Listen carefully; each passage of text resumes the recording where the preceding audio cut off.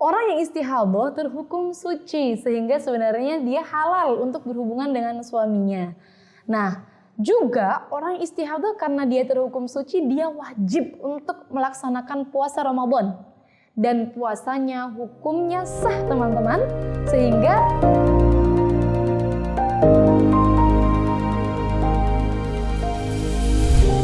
Assalamualaikum warahmatullahi wabarakatuh. Teman-temanku sekalian, kembali lagi bersama dengan saya Hasina, bersama dengan Lim Production. Kita akan membahas kali ini masih dengan tema fikih wanita tentunya. Setelah berlarut-larut kita membahas tentang istihadah dari yang mumayyizah, dari yang ghairu mumayyizah, kemudian mutahayyirah. Kemudian kita bahas sedikit tentang istihadah taqatu, maka banyak sekali pertanyaan kepada kami, bagaimana sih caranya perempuan yang istihadah ini kalau dia mau bersolat, apakah cara bersucinya sama dengan orang-orang yang normal, yang tidak dalam keadaan istihadah? Nah, di sini akan kita bahas pada segmen kali ini. Ternyata, bagi teman-teman yang sedang mengalami istihadah, perempuan-perempuan yang sedang mengalami istihadah, atau seseorang yang mengeluarkan hadas yang terus-menerus, sekira dia tidak punya waktu yang cukup untuk melaksanakan sholat dan bersuci tanpa hadasnya, maka cara bersucinya tidak sama dengan orang yang normal. Yang membedakan yang pertama adalah dia harus menunggu masuknya waktu sholat terlebih dulu, baru kemudian boleh untuk bersuci. Baru kemudian boleh untuk berwudu, demikian. Nah, kita akan bahas step-stepnya. Yang pertama jelas tunggu masuk waktu sholat terlebih dulu. Baru kemudian rangkaian yang akan saya terangkan nanti lakukan secara terus-menerus tanpa dijeda dengan hal-hal yang tidak berkaitan. Pertama, istinja.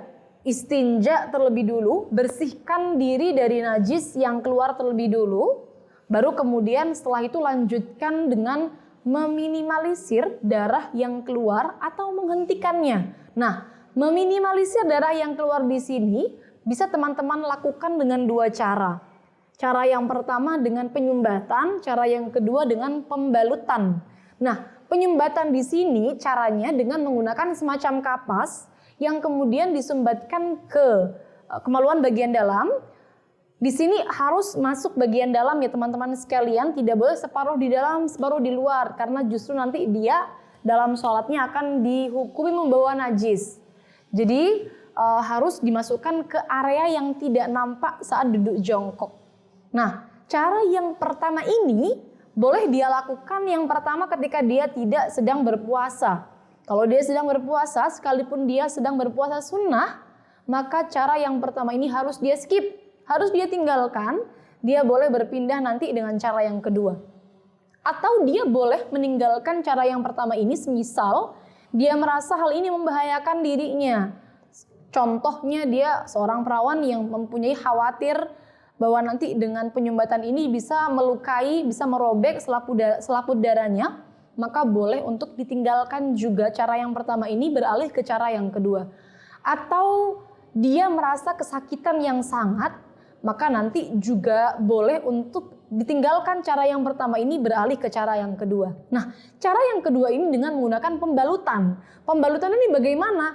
Yang pertama menggunakan pembalut yang bersih, baru disertai dengan celana dalam yang ketat karena kita mau meminimalisir darah yang keluar. Kalau celana dalamnya tidak ketat, dia hanya punya unsur menampung, tapi tidak punya kekuatan meminimalisir, sehingga pembalut yang bersih disertai dengan celana dalam yang ketat harus untuk kita lakukan semisal kita ingin menggunakan cara yang kedua. Nah, teman-teman, kalau darah yang keluar ini deras begitu ya, kita bisa menggunakan menggabungkan dua cara yang tadi. Cara pertama kita lakukan terlebih dulu, baru kemudian disusul dengan cara yang kedua, seperti itu. Atau teman-teman sekalian, ada dalam penjelasan para ulama, ada pendapatnya Imam Romli. Di sana beliau menerangkan bahwa seorang perempuan yang istihadah boleh meminimalisir darah yang keluar hanya dengan cara yang kedua, yaitu dengan pembalut dan celana dalam yang ketat. Tidak perlu dengan disumbat. Yang penting hal ini sudah bisa meminimalisir darah yang keluar. Nah, ini menjadi suatu solusi bagi teman-teman yang mungkin masih baru mengalami haid, lalu kemudian langsung istihadah.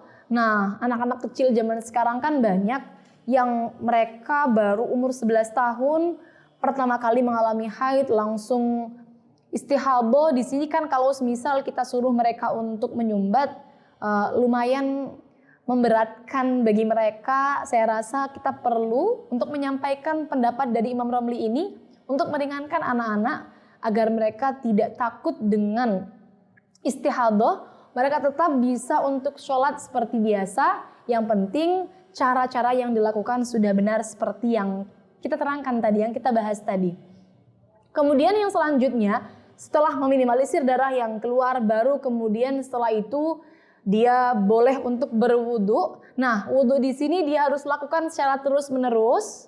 Dilakukan secara terus-menerus dengan niatnya nawaitul wudu'a listibahati sholati al-mafrudati lillahi ta'ala.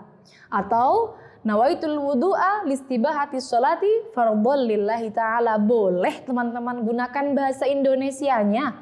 Semisal teman-teman bingung menggunakan bahasa Arabnya, saya niat berwudu agar diperbolehkan melaksanakan sholat fardu lillahi ta'ala. Nah, teman-teman bisa menggunakan niat yang ini tidak dengan niat nawaitul wudu'a liraf'il hadatsil asghar, karena dia dalam keadaan sedang mengeluarkan hadat yang terus-menerus. Baru setelah wudu dengan terus-menerus, dia harus segera melaksanakan sholat. Dia tidak boleh menunda-nundanya kecuali untuk hal-hal yang berkaitan dengan kemaslahatan sholat. Contohnya seperti menutup aurat, seperti menunggu jamaah, boleh ya.